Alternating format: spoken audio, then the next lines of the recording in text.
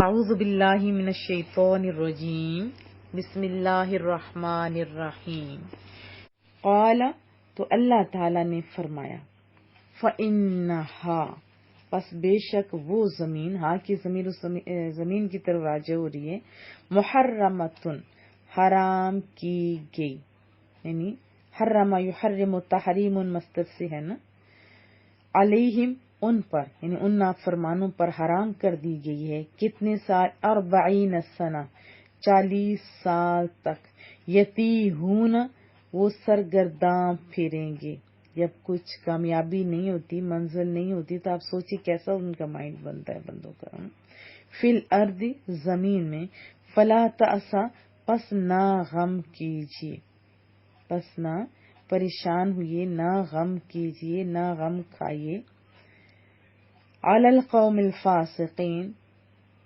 علی القوم یعنی علی اوپر ہوتے قوم، ان لوگوں پر، فاسقین جو نافرمان ہیں، جنہوں نے بات نہیں مانی، ان پر آپ پریشان نہ ہوں۔ قال فإنها محرمۃ علیہم 40 سنہ، تو رب کریم نے فرمایا تو یہ سرزمین ان پر حرام کر دی گئی ہے 40 سال تک، 40 ایئرز، یتیہون فی الارض وہ اس زمین میں سرگرداں پھریں گے، مارے مارے پھرتے رہیں گے، فلا تأس علی القوم الفاسقین، تو آپ اس نافرمان قوم کے انجام پر غمگین نہ ہوں۔ اور اتلو تلا یتلو، تلاوتن اس کا مصدر ہے، یہ اردو کا ورڈ ہے تلاوت، اتلو امر کا صیغہ ہے، آپ پڑھیے، آپ تلاوت کیجیے، علیہم ان پر، رسول اللہ صلی اللہ علیہ وسلم کو رب کریم حکم کر رہا ہے کہ اے محبوبہ آپ سنا دیجیے، کیا نبا، سورہ نبا بڑی خبر کو کہتے ہیں، نبا خبر، حالات، ابن آدم حضرت آدم علیہ السلام کے 2 بیٹوں کے حالات، یا خبر ان 2 بیٹوں کی، بالحق جو سچے ہیں، یعنی جو بالکل سچا واقعہ ہے، وہ سنا دیجیے۔ وَاتْلُ عَلَيْهِمْ نَبَأَ ابْنَيْ آدَمَ بِالْحَقِّ، محبوبہ آپ پڑھ سنائیے انہیں، یعنی اس دور کے جو لوگ تھے، یہود وغیرہ، تمام لوگوں کو سنا دیجیے، خبر دے دیجیے حضرت آدم علیہ السلام کے 2 فرزندان کی ٹھیک تھی۔ اذ جب، قربا جب دونوں نے پیش کی، قربا یقرب تقریب، تقریبی اردو کا لفظ ہے، جب انہوں نے قربانی کی یا نزدیک کیا، کس کو، قربانن نیاز، قربانی جو انہوں نے اللہ کی راہ میں دی ہوگی، پھر کیا ہوا، فتقبلا پس قبول ہوئی، وہ جو قربانی دی تو انہوں بھائیوں نے، لیکن قبول ہوئی، من احدہما ان دونوں میں سے ایک کی قربانی قبول ہو جاتی ہے، قبول ہو گئی، ولم یتقبل من الآخر جبکہ جو دوسرا بھائی تھا اس کی قربانی قبول نہیں ہوئی۔ اذ قربا قربانا فتقبل من احدہما ولم یتقبل من الآخر، جب دونوں نے قربانی دی تو ان میں سے ایک کی قربانی قبول ہوئی اور دوسرے کی قربانی قبول نہیں ہوئی، اور جس کی قبول نہیں ہوئی، قال اس نے کہا، یعنی 2 بھائی تھے، قابیل اور حابیل، قابیل نے حابیل سے کہا، لأقتلنک کہ میں ضرور تمہیں، یا جو اپنا بھائی تھا اس کو کہا تجھے قتل کر دوں گا، قال لأقتلنک تو اس دوسرے نے کہا جس کی قربانی قبول نہیں ہوئی تھی، اس نے کہا میں تمہیں قتل کر ڈالوں گا، اس نے کہا میں قسم کھاتا ہوں ضرور تمہیں قتل کر دوں گا، قال اس نے کہا، پھر اس بھائی نے کہا، انما یتقبل سوائے اس کے کہ نہیں کہ قبول کرتا ہے اللہ، یعنی ماذ قبول کرتا ہے کون، اللہ تعالیٰ، یہ جو قربانی ہے اللہ تعالیٰ قبول کرتا ہے، من المتقین جو پرہیزگار ہیں، جو تقوی والے لوگ ہیں، جو اللہ سے ڈرتے ہیں، جو ستھرے لوگ ہیں، ان کی قبول کرتا ہے۔ قال انما یتقبل اللہ من المتقین، پہلے نے کہا جس کی قربانی قبول ہوئی تھی اس نے کہا تو بلا وجہ ناراض ہوتا ہے. اللہ صرف پرہیزگاروں سے قربانی قبول فرماتا ہے. لئن البتہ لئن بسطت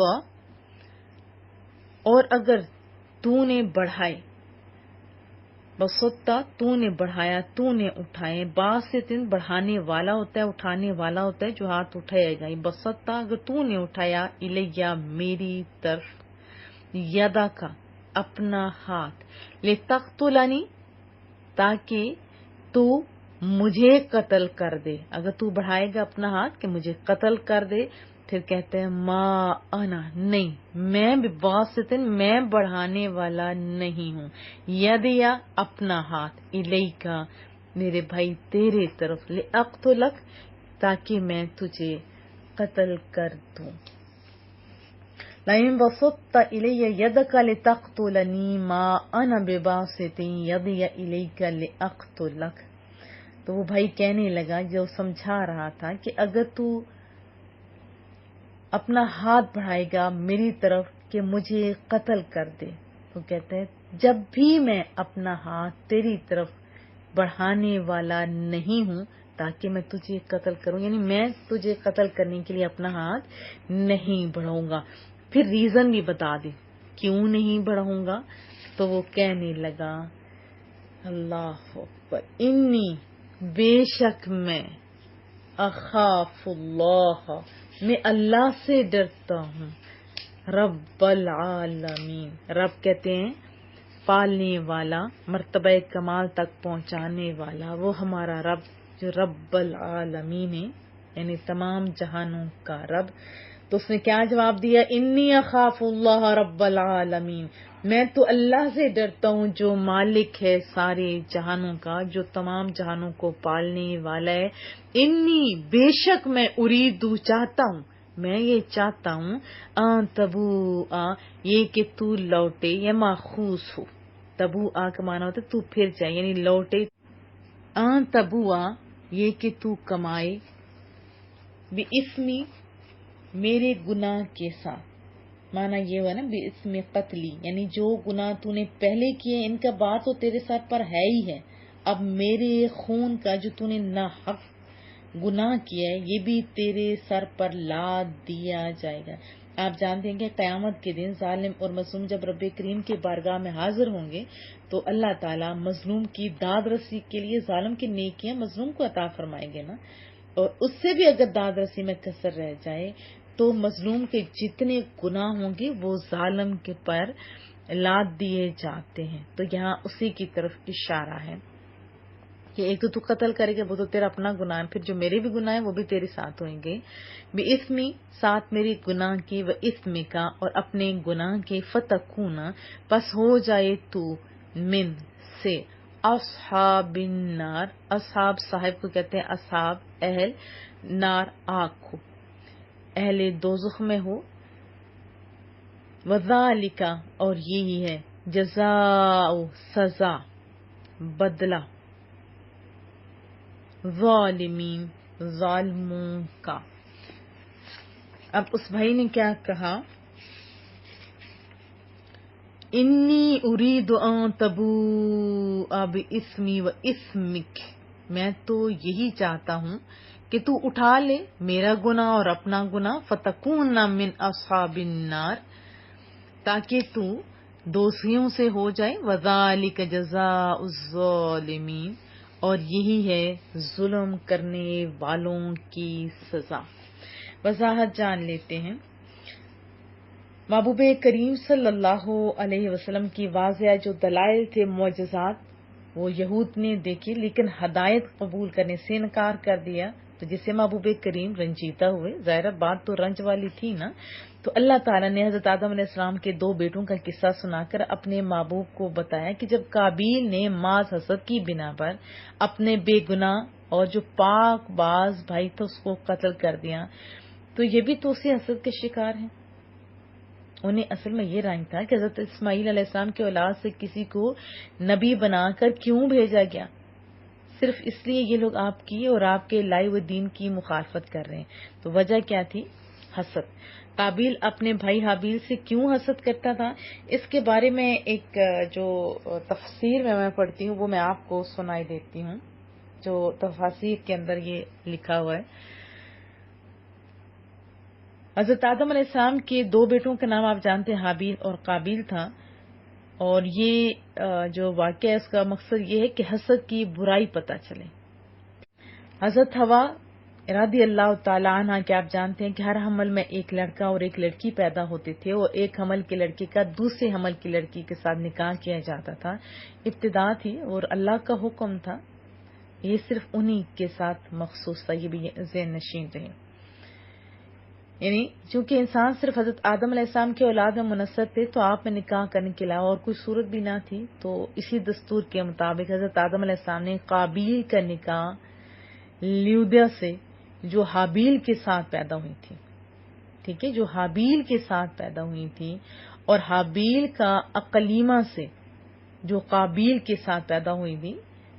اگر سمجھ نہیں آئے تو بس آپ سن لیجیے. یعنی 2 بھائی تھے، تو صبح والے کا شام کے ساتھ اور شام والے کا صبح والے کے ساتھ نکاح کرنا چاہا، تو قابیل اس پر راضی نہیں ہوا، اور چونکہ اقلیمہ زیادہ خوبصورت تھی تو اس لیے اس نے کہا کہ اس کے ساتھ میں نکاح کروں گا. تو حضرت آدم نے فرمایا کیونکہ وہ تیرے ساتھ پیدا ہوئی ہے، وہ تو تیری بہن ہے، اس کے ساتھ تیرا نکاح حلال نہیں ہے. تو قابیل کہنے لگا یہ تو آپ کی رائے ہے نا، اللہ نے تو یہ حکم نہیں دیا. تو آپ نے فرمایا کہ اگر تم یہ سمجھتے ہو کہ تم ٹھیک ہو تو تم دونوں قربانیاں لو، جس کی ایک قربانی مقبول ہو جائے وہی اقلیمہ کا حقدار ہوگا. یہ ذہن نشین رہے کہ اس ٹائم جب قربانی دی جاتی تھی تو آسمان سے ایک آگ آتی تھی اور اس کو کھا لیتی تھی، اس سے پتہ چلتا تھا کہ اس کی قبول ہوگی. تو قابیل نے ایک انبار بہت زیادہ گندم کا، اور حابیل کے پاس ایک بکری تھی، وہ قربانی کے لیے لے کے آئے. آسمانی آگ نے حابیل کی قربانی کو لے لیا. 2 بھائی تھے نا، قابیل اور حابیل. حابیل اچھا انسان تھا، اس کی قربانی قبول ہو جاتی ہے، اور قابیل کی گندم کو چھوڑ دیا گیا. تو پھر قابیل کے دل میں بہت بغض اور حسد پیدا ہو گیا. جب حضرت آدم علیہ السلام حج کے لیے مکہ تشریف لے گئے تو قابیل نے حابیل سے کہا میں تجھے قتل کر دوں گا. تو حابیل نے کہا کیوں؟ قابیل نے کہا اس لیے کہ تیری قربانی تو قبول ہو گئی اور میری تو قبول نہیں ہوئی، اور تو اقلیمہ کا مستحق ٹھہرا، اس میں میری ذلت ہے. تو حابیل نے جواب دیا کہ اللہ تعالیٰ صرف ڈرنے والوں کی قربانی قبول فرماتا ہے. تو حابیل کے اس مقولہ کا یہ مطلب ہے کہ قربانی کو قبول کرنا تو اللہ کا کام ہے نا، وہ متقی لوگوں کی قربانی قبول فرماتا ہے. تو متقی ہوتا تو تیری بھی قبول ہو جاتی. یہ خود تیرے افعال کا نتیجہ ہے، اس میں میرا کیا قصور؟ اگر تو مجھے قتل کرنے کے لیے میری طرف ہاتھ بڑھائے گا، لیکن میں ایسا غلط کام نہیں کروں گا، کیونکہ میں نہیں چاہتا کہ میری طرف سے غلط کام کی ابتدا ہو. حالانکہ میں قوی ہوں، میں توانا ہوں، اور یہ وجہ بتائی میں اللہ سے اصل میں ڈرتا ہوں. اس وجہ سے میں یہ چاہتا ہوں کہ تو قتل کرے تو پھر گناہ وہ بھی اپنے متھے لگا لے.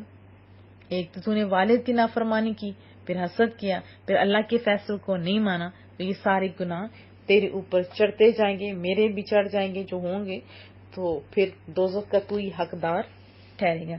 بہرحال جو بھی ہو، ایک بات جس میں واضح ہے کہ حسد کی بنا پہ ہی یہ سارا فتنہ ہوا تھا، اور یہود نے بھی قبول نہیں کیا تھا رسول اللہ صلی اللہ علیہ وسلم کو اور دین اسلام کو محض حسد کی بنا پر، ورنہ وہ مانتے تھے. ٹھیک ہے. اب یہ بھی ذہن نشین ہے کہ قربانی سے مراد کوئی جانور بھی بعض نے لکھا ہے کہ نہیں ہے بس جو ذبح کیا گیا ہو، بلکہ محض نظر خداوندی مراد ہے، خواہ وہ جنس کی شکل میں ہو یا کسی جانور کی صورت میں. بہرحال کیا ہوا کیا نہیں ہوا، ہمارے لیے جو اثر اسباق ہے ان کی طرف ہماری توجہ ہونی چاہیے. کہ اللہ تعالیٰ نے حابیل کی قربانی کو قبول کیا اور دوسرے کو قبول نہیں کیا. تو قابیل حسد کے مارے تڑپ اٹھا. آپ ذہن میں نشین رکھیے یہ ساری باتیں، پھر ہم آخر میں سوچیں گے کہ اس میں ہمارے لیے اسباق کیا تھے. اب وہ تڑپ اٹھا، تحقیر اس نے سمجھی کہ اس کی قربانی منظور ہوگی یا میری نہیں ہوگی، مسترد ہوگی. تو وہ یہ برداشت نہیں کر سکا. تو پھر اس نے کتنا غلط سوچا، قتل اس کا اینڈ سوچا. اس نے جب دھمکی دی تو بھائی نے حابیل نے قابیل کی دھمکی کا جواب دیکھیں کس انداز میں کیا کہ بھائی اس میں میرا کیا خطا ہے، میری کیا غلطی ہے، اللہ کے ہاں تو اسی کا نذرانہ قبول ہوتا ہے جو متقی ہے، یہ میں نے آپ کو ابھی پہلے بتایا، جو پرہیزگار ہے۔ تو یوں سمجھیں کہ حابیل نے اس سے سمجھایا کہ اگر تم اپنی سابقہ زندگی میں اپنے رب کے نافرمان اور سرکش بنے رہے ہو جس کے باعث تمہیں یہ دن دیکھنا پڑا، تو اب گزشتہ کرتوتوں پر اشک ندامت بہو، سچے دل سے توبہ کرو، آئندہ تقوی کی راہ اختیار کرو، رحمت خداوندی تمہاری قربانی بھی قبول کر لے گی۔ لیکن انسان کی یہ دیرینہ عادت ہے نا کہ ایک غلطی کرتا ہے پھر اس کو چھپانے کے لیے اس سے بڑی غلطی کرتا ہے، ہوتا ہے نا ایسے، یعنی ایک گناہ کو چھپانے کے لیے اس سے بھی سنگین غلطی کرتا ہے۔ تو قابیل کے لیے آسان اور سلامتی کا راستہ تو وہی تھا جو اس کے بھائی نے اس کو بتا دیا، رہنمائی کی، لیکن اس نے قبول نہیں کیا۔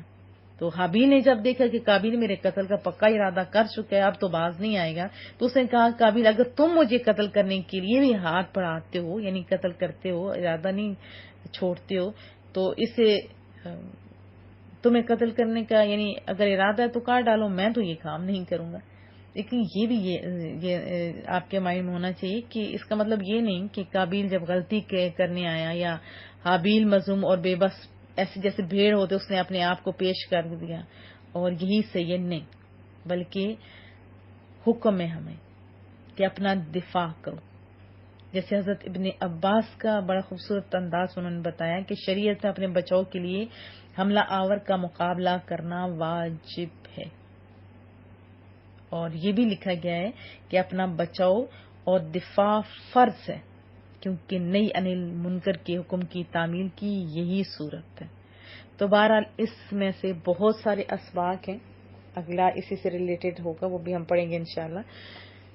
کہ یہاں میں پہلا تو یہ سبق ہے کہ حسد کرنے والا پہلے تو اپنی آگ میں جلتا ہے، اس کی یہ سزا ہوتی ہے، اور پھر یہی حسد گھروں کے گھر اجاڑ دیتے ہیں۔ میں نے بہت سارے لوگوں کی باتیں سنی، دیکھا، حسد کے باعث ان کی اپنی عزت ہوتی نہیں، ان کو اللہ نے اتنا خاص یعنی نوازا ہو تو بہت کچھ ہوتا ہے، لیکن یعنی کوالٹیز وہ سمجھتے ہیں کہ دوسرے کے پاس زیادہ ہے اور ہمیں اللہ نے نہیں دیا ہوا۔ ایک تو اللہ کی تقسیم پر یہ ظالم شخص ناراض ہوتے ہیں، پھر فساد پھیلاتے ہیں، گھروں کے گھر اجاڑ دیتے ہیں، اور وہ برائیاں کرتے ہیں کہ انا للہ و انا الیہ راجعون۔ تو ہم نے سب سے پہلے اپنے اندر کو ٹٹولنا ہے۔ اگر حسد ہے تو ہم ایک تو خود اپنی آگ میں جلیں گے، دوسرے رب کی تقسیم پر جب ہم ناراض ہوں گے تو ہم بھی دوزخ کے مستحق ہو سکتے ہیں۔ یہ پہلی برائی ہے، خود اپنے اندر سے بھی ختم کیجیے، بچوں کے اندر سے بھی ختم کیجیے۔ دیکھیے اللہ ہر بندے کو بہت کچھ نوازتا ہے، کسی کو کوئی چیز زیادہ دیتا ہے، کسی کو کوئی چیز زیادہ دیتا ہے۔ آپ غور کر کے دیکھ لیں، گھر کے کام والوں سے لے کے بڑے جتنے ہیں عہدیداران سب کا دیکھیں، کسی کو کوئی چیز زیادہ دے رہا ہے، کسی کو کوئی چیز۔ وہ کسی کے ساتھ ناانصافی نہیں کرتا، وہ اللہ ہے، اور جو بہتر سمجھتا ہے انسان کے لیے وہ دے دیتا ہے۔ تو بجائے اس کے کہ دوسرے سے چھیننا شروع کر دیں، اور یہ تو حسد ہے نا، اور میرا تو یہ یقین ہے کہ جب اس نے قتل کیا ہوگا اپنے ہی بھائی کو تو شیطان نے بھی بڑے زور سے نعرہ لگایا ہوگا کہ دیکھ مالک جن کو اتنی عزت دی، ملائکہ کو بھی سجدہ کروایا، آج یہ غلط کام کا، میری بات تو یہ مان گے۔ ہاں تو آپ لوگوں نے اپنی اصلاح کرنی ہے، دوسروں کی اصلاح کی طرف بھی توجہ دینی ہے، اور حسد کی بیماری سے نکلنے کی کوشش کرنی ہے۔ اگر فار ایگزامپل غلطی ہو جائے تو غلطیوں کو پھر غلطیوں سے مزید غلطیوں میں اضافہ نہیں کرنا چاہیے، بلکہ سچے دل سے معافی مانگ کے، جیسے حضرت آدم علیہ السلام نے کیا تھا، ہاں سچے دل سے معافی مانگ کے صحیح رستہ، صحیح صحبتیں اختیار کرنی ہے۔ تو یہ میں توقع رکھوں، اور یہ بھی یاد رکھیں کہ حسد اتنی گندی بیماری ہے، اتنی گندی بیماری ہے کہ یہ آسانی کے ساتھ کسی کی جان تک لے سکتی ہے۔ اس ٹائم تو بندہ کہتا ہے نا جذبات کے ہاتھوں کہ یہ صحیح ہے، لیکن اسے پتہ نہیں ہوتا کہ اس کا انجام کتنا خطرناک ہوتا ہے، دنیا میں بھی اور آخرت میں بھی۔ آگے ہم یہی واقعہ پڑھیں گے کہ اس وقت تو آسان ہو گیا، بعد میں اس نے کیا کیا۔